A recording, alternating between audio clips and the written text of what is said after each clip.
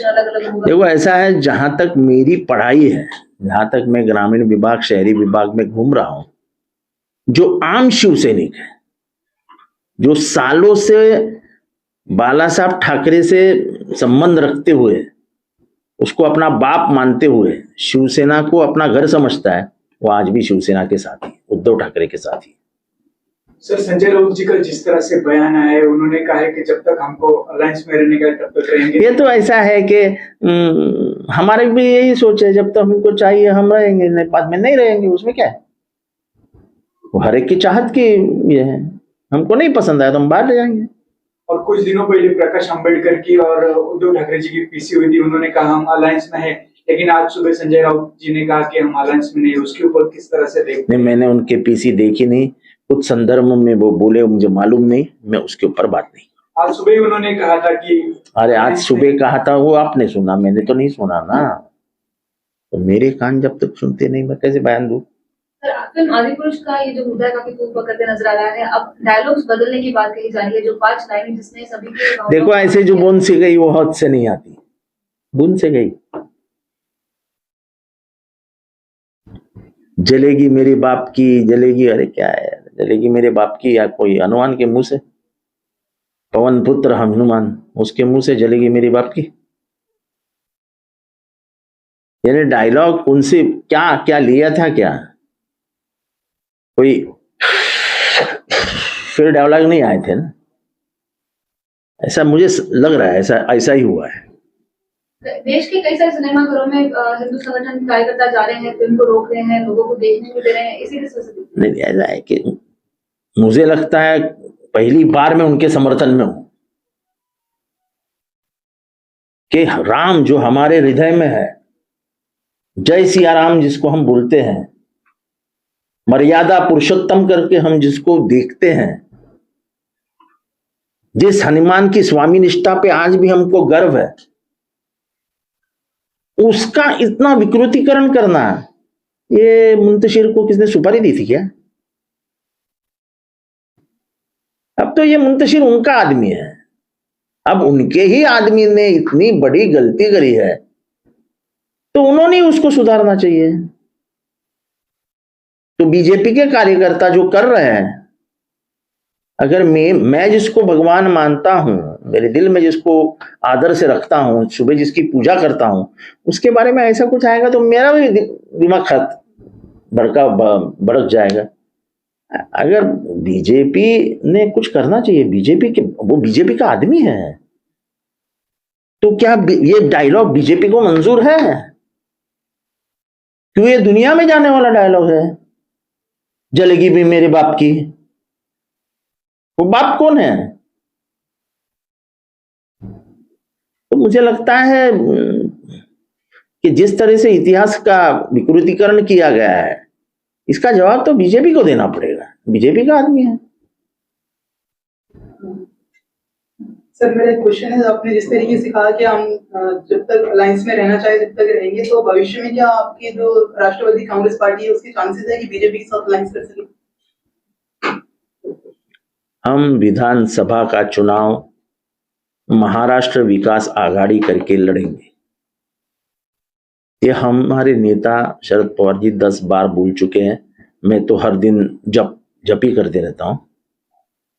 तो अभी इसके बाद भी आपके समझ में नहीं आता होगा तो मैं क्या कर सकता हूं?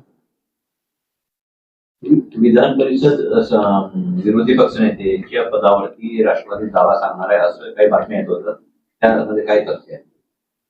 ते तेवढ्या वरच्या गोष्टी मी बोलत नहीं, मैं अपना छोटा कार्यकर्ता है, खालच्या लेवलच्या गोष्टी बोलतो। सर, अखिलेश यादव का एक बयान आया है जिसमें उन्होंने कहा है कि इस बार एनडीए को हराने के लिए पीडीए खड़ा होगा, पिछड़े, दलित और अल्पसंख्यक जो इस समय सबसे पीड़ित है वो ही सबक सिखाएंगे। देखो ऐसा है, ये बात बिल्कुल सही है कि इस देश का पिछड़ा, अति पिछड़ा और इस देश के अल्पसंख्यक ये सबसे ज्यादा पीड़ित है। उनकी जमीन ली जा रही है, उनकी हत्याएं हो रही है। एक वर्ग एक ऐसे स्थिति में आज आ गया है कि ये तीनों को खत्म कर डालेंगे और हम हमारी राजनीति चलाएंगे। डॉक्टर बाबा साहब अम्बेडकर ने संविधान के माध्यम से शूद्र और अति क्षुद्र को, पिछड़े और अति पिछड़े को संभालने का काम किया है।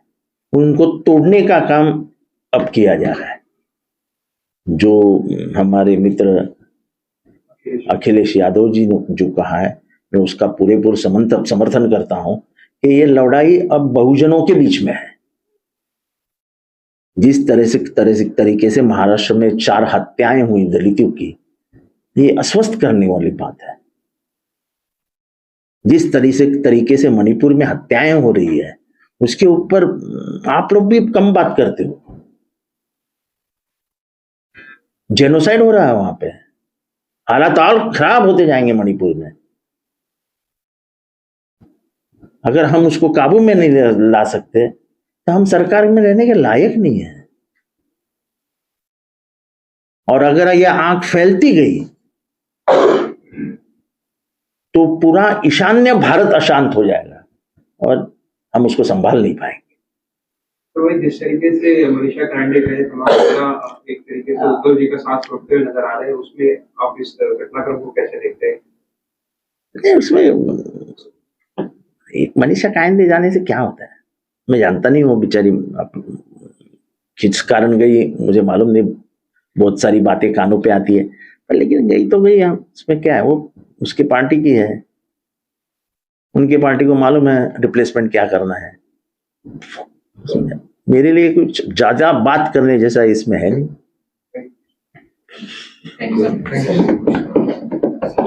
किती वाजले? अर्धा तास आहे। तो जो सर्वे आया है, नहीं, आजकल सर्वे का तो मजाक हो गया है। पहला सर्वे आता है 26% एकनाथ शिंदे, 23% देवेंद्र फडणवीस। आज कुछ सर्वे आया है, देवेंद्र फडणवीस कितना परसेंट है भाई? 35। और फिर उसके बाद उद्धव ठाकरे, उसके बाद अजित पवार साहब, और एकनाथ शिंदे को एकदम दूर कर दिया है। जो रिश्तों में दूरी आई है वो ये सर्वे में दिख रही है। और मेरा सर्वे ये कहता है, मैं खुद ने भी सर्वे किया है, कि हम तो यानी 288 जगह जीत रहे हैं। ये सर्वे मजाक बन गया। अब सर्वे पे आम आदमी भरोसा भी नहीं करेगा। सर्वे का कोई मतलब नहीं, ऐसा आम आदमी को लगने लगा है। लेकिन यह कि कर्नाटक में इसी इंस्टीट्यूशन ने सर्वे किए तो लगभग उनका अंदाज सही आया। तो फिर पहला सर्वे सही मानना चाहिए कि एकनाथ शिंदे को 26 और देवेंद्र फडणवीस को 23 है। वो अलग इंस्टीट्यूशन है। ये अभी का जो सर्वे है ये कर्नाटक का भी इन्होंने किया था, लगभग सही है। ऐसे कई इंस्टीट्यूशन हैं जो यही सर्वे करते हैं। मेरे पास एक सर्वे रिपोर्ट है जो अच्छे सर्वेयर्स ने किया है। उन्होंने कहा है कि उद्धव ठाकरे 1 नंबर पे है, 2 नंबर पे अजित पवार जी है, 3 नंबर पे देवेंद्र फडणवीस जी है। ऐसा उन्होंने ये कहा है। लेकिन ये सर्वे मेरे कुछ नहीं दिया। लोगों के दिमाग में क्या चालू है लोग आपको बताएंगे नहीं। अब तो आप नए पत्रकार हो, आपको मैं एक नई कहानी सुनाता हूं कि 77 में जब इंदिरा गांधी जी हारी थी तो सब बड़े दिग्गज उनको छोड़ के चले गए थे। बरुआ जी छोड़ के चले गए थे, हेमवती नंदन बहुगुना छोड़ के चले गए थे, कांग्रेस के कई नेता उनको छोड़ के गए थे और वो बेचारी औरत अकेली रास्ते से चल रही थी। लेकिन 80 में क्या हुआ?